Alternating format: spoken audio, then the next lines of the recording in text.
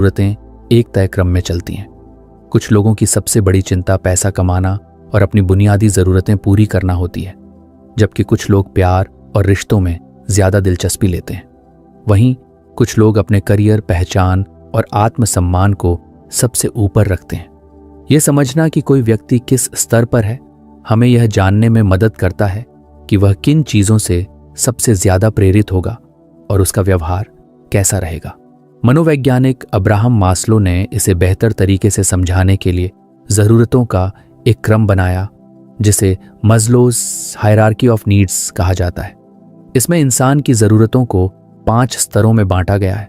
सबसे नीचे की ज़रूरतें सबसे बुनियादी हैं, और जैसे जैसे कोई व्यक्ति इन ज़रूरतों को पूरा करता जाता है, वह अगले स्तर की ओर बढ़ता है। अगर आप यह पहचान लेते हैं कि कोई व्यक्ति इस सीढ़ी पर कहाँ खड़ा है, तो आप यह भी समझ सकते हैं कि वह किस चीज़ से सबसे ज़्यादा प्रभावित होगा और भविष्य में कैसे निर्णय लेगा। सबसे पहला स्तर शारीरिक ज़रूरतों का होता है। इसमें खाना, पानी, नींद और बुनियादी आराम जैसी चीज़ें आती हैं। अगर किसी व्यक्ति की ये बुनियादी ज़रूरतें पूरी नहीं हो रही हैं, तो उसका पूरा ध्यान इन्हीं चीज़ों पर रहेगा। उदाहरण के लिए, अगर कोई व्यक्ति बेरोजगार है और उसके पास पैसे नहीं हैं, तो उसकी सबसे बड़ी चिंता यह होगी कि वह अपनी रोज़मर्रा की ज़रूरतों को कैसे पूरा करे। उसे इस समय रिश्तों या आत्मसम्मान जैसी चीज़ों की फिक्र नहीं होगी, क्योंकि उसका दिमाग पहले यह सुनिश्चित करेगा कि वह जीवित रह सके।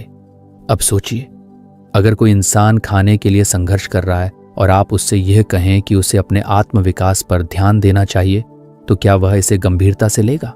शायद नहीं, क्योंकि उसकी प्राथमिकता अभी सिर्फ अपने पेट की भूख मिटाना है। यही कारण है कि जब हम किसी से बात करते हैं, तो हमें पहले यह देखना चाहिए कि उसकी ज़रूरतें किस स्तर की हैं।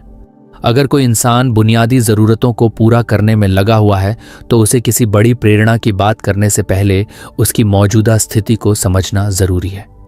दूसरा स्तर सुरक्षा की ज़रूरतों का है। इसमें नौकरी की स्थिरता, घर, सेहत और भविष्य की सुरक्षा जैसी चीज़ें आती हैं। अगर किसी व्यक्ति की शारीरिक ज़रूरतें पूरी हो गई हैं, तो अब वह अपनी ज़िंदगी में स्थिरता चाहता है। उदाहरण के लिए, अगर कोई व्यक्ति नौकरी कर रहा है लेकिन उसे हर समय नौकरी जाने का डर बना रहता है, तो उसकी चिंता पैसे से आगे बढ़कर सुरक्षा की हो जाती है। वह ऐसे फैसले लेगा जो उसे ज़्यादा स्थिरता और सुरक्षा दें, भले ही वह ज़्यादा बड़े अवसरों को न अपनाए।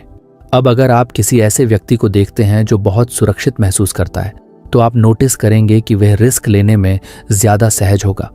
लेकिन अगर कोई व्यक्ति हर समय डर में जी रहा है, जैसे कि उसे लगता है कि उसकी नौकरी